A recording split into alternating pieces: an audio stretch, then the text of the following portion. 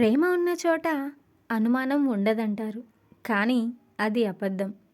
ప్రేమలో అనుమానం ఖచ్చితంగా ఉంటుంది. అది నమ్మకం లేక కాదు. వారి ప్రేమ మనకు మాత్రమే దక్కాలనే స్వార్థం. ఈ విషయం అర్థం కాక చాలామంది విడిపోతున్నారు. జీవితంలో ఏ బంధం గురించి ఏడవకండి. ఎందుకంటే ఏడిపించే వాళ్లకు కన్నీటి విలువ తెలియదు. కన్నీటి విలువ తెలిసిన వాళ్ళు ఎప్పటికీ ఏడిపించరు. ఏ ఒక్కరి కోసమైతే మనం అందరినీ వదిలేస్తామో ఆ ఒక్కరే అందరి కోసం మనల్ని వదిలేస్తారు.